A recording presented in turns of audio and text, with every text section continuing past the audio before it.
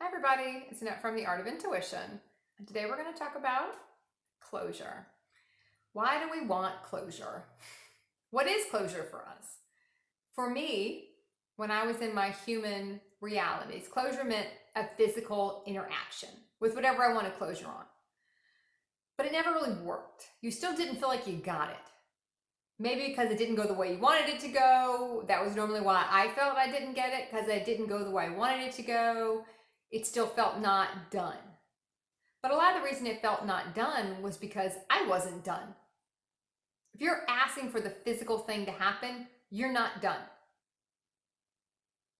And if you're not done, you can't really get the closure. It really has nothing to do with the other person. It never does have anything to do with the other person. It's always us. The buck always stops here. We can't get the closure because we're not ready to close it out.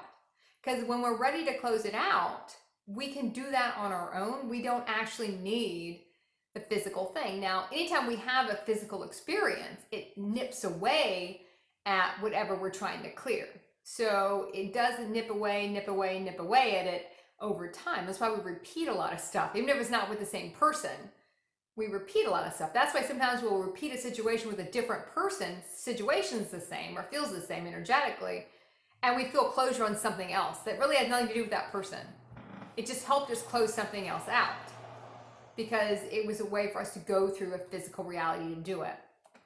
The more we expand our consciousness, we go through our ascension process, which is ascending our consciousness and our bodies, we start to understand it doesn't really work because we're not ready to let go.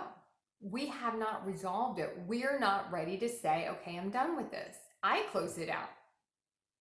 I want something else to happen to do that. You know, you want to give a speech, our human always wants to do something grand in a sense. It really doesn't want to do anything, but it makes us feel like it does. It wants it wants to say this thing or do this thing, and then it'll be done. It might chip away at it, but it's never going to be done until we decide it's closed out. We have to dissolve the energy ourselves. We have to work with the energetics of it. We don't need the physical experience. Our human needed it. During our ascension process, certain stages of it, we don't need it. We can say on our own, okay, what's my need in this? What do I want to get out of this?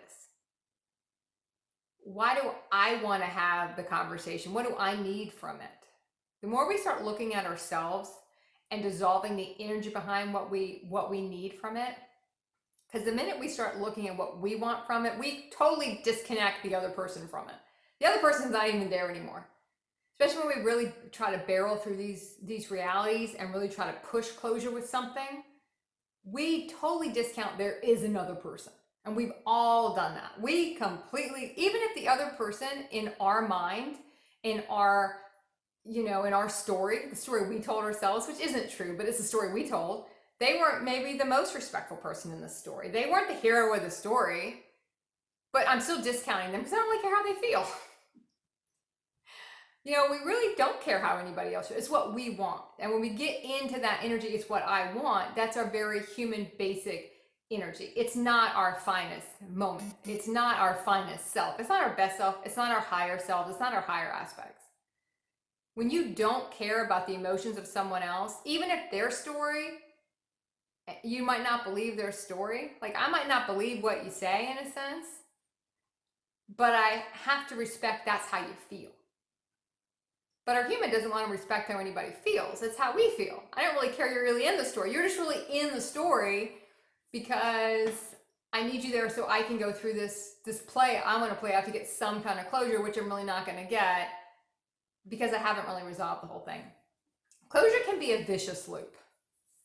And we really find we get it when we stop looking for it, in a sense, which is always the cliche. Like, you find everything kind of when you stop looking for it because you don't need it anymore. It's not that you got it, you don't need it. You resolve the energy around why you were in the situation in the first place, and you just don't require it anymore. There's nothing to close out. In a sense, there's nothing there. The timeline just dissolved.